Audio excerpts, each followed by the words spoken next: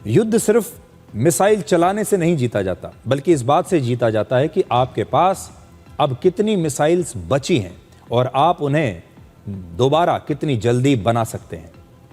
आज की एक बड़ी खबर यह है कि अमेरिका और ईरान दोनों के पास उनका मिसाइल स्टॉक धीरे धीरे खत्म होता जा रहा है।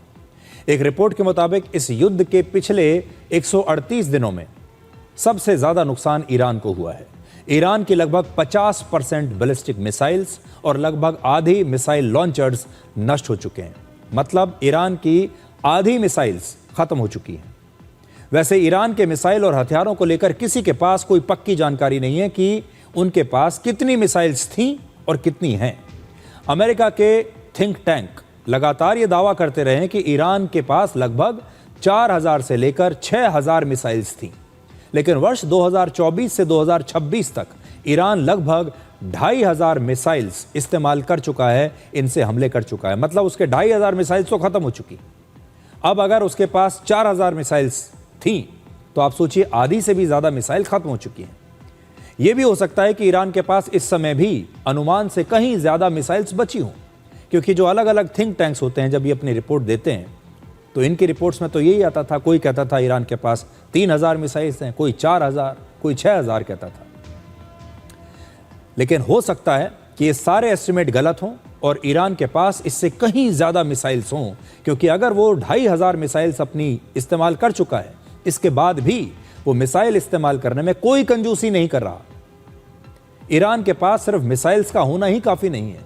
समस्या यह है कि कौन कितनी तेजी से नई मिसाइल्स का निर्माण कर सकता है। अमेरिका का दावा है कि ईरान के मिसाइल, ड्रोन और डिफेंस इक्विपमेंट्स बनाने वाले लगभग 85% फैक्ट्रीज को उन्होंने भारी नुकसान पहुंचाया है। इसलिए अगर युद्ध लंबा चला तो ईरान के लिए नई मिसाइल्स का निर्माण करना बहुत मुश्किल हो सकता है, क्योंकि ईरान की जितनी भी फैक्ट्रीज हैं जहां पर ये मिसाइल बनती हैं, अमेरिका ने सबको बहुत बड़ा नुकसान पहुंचाया है, नष्ट कर दिया है। अब ईरान नई मिसाइल्स नहीं बना पाएगा और बनाएगा भी तो बहुत ही कम। लेकिन अब अमेरिका की बात करते हैं। ऐसा नहीं है कि अमेरिका के पास हथियारों की कोई कमी नहीं हुई है। अप्रैल तक अमेरिका अपने थर्ड और पैट्रियट एयर डिफेंस सिस्टम का लगभग आधा और टोमाहॉक मिसाइल्स का लगभग 30% स्टॉक इस्तेमाल कर चुका था, और नई मिसाइल्स भी बहुत तेजी से वो नहीं बना पा रहा है। इस समय अमेरिका हर महीने सिर्फ 15 टोमाहॉक और सिर्फ 20 पैट्रियट मिसाइल्स ही बना पा रहा है हर महीने, जबकि इस साल थर्ड एयर डिफेंस सिस्टम की नई मिसाइल्स की कोई डिलीवरी उसके पास नहीं होने वाली। और यही वजह है कि जून में राष्ट्रपति ट्रंप ने डिफेंस प्रोडक्शन एक्ट लागू किया था ताकि मिसाइल्स का प्रोडक्शन और तेजी से बढ़ाया जा सके। लेकिन हथियारों की फैक्ट्री बनाना कोई मोबाइल फैक्ट्री लगाने जैसा आसान काम नहीं है। उदाहरण के लिए जापान को पैट्रियट मिसाइल्स की फैक्ट्री बनाने में 3 साल लग गए थे। इसके अलावा अमेरिका के सामने सिर्फ ईरान ही एक चुनौती नहीं है, उसे चीन के लिए भी अपने हथियारों का एक बड़ा भंडार सुरक्षित रखना होगा। अमेरिका एक सुपर पावर है। अगर उसने सारे हथियार सिर्फ ईरान के साथ इस युद्ध में खर्च कर दिए तो अमेरिका एक ऐसी स्थिति में आ जाएगा जब उसके पास अपनी खुद की रक्षा करने के लिए हथियार नहीं बचेंगे। अमेरिका के लिए अच्छी बात यह है कि रशिया भी इस समय हथियारों की कमी से संघर्ष कर रहा है, क्योंकि रशिया का अपना युद्ध चल रहा है यूक्रेन में। इसलिए रशिया के पास इतना समय नहीं कि वो अमेरिका के बारे में सोचे। लेकिन अमेरिका का सबसे बड़ा प्रतिद्वंदी है इस समय चीन, और चीन लगातार ये देख रहा होगा कि अमेरिका के हथियार कैसे लगातार कम होते जा रहे हैं, उसकी मिसाइल्स कम होती जा रही हैं, और इस पर चीन की नज़र लगातार रहेगी।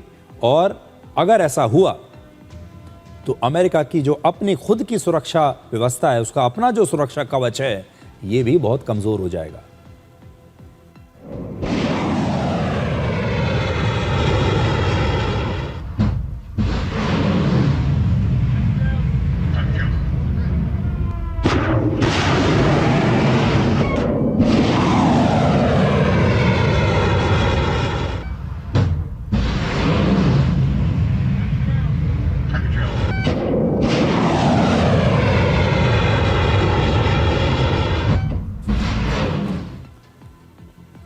यानी इस युद्ध की सबसे बड़ी लड़ाई अभी सिर्फ मैदान में नहीं लड़ी जा रही, बल्कि एक और लड़ाई हथियारों और मिसाइल्स की फैक्ट्रियों में भी लड़ी जाएगी। जिस देश के पास ज्यादा मिसाइल्स बचेंगी और जो देश अपनी मिसाइल्स को तेजी से दोबारा से बना पाएगा, लंबी लड़ाई में वही जीतेगा। इसलिए हथियारों का घटता स्टॉक ही इस युद्ध को जल्द खत्म करने के लिए अमेरिका और ईरान को मजबूर कर सकता है।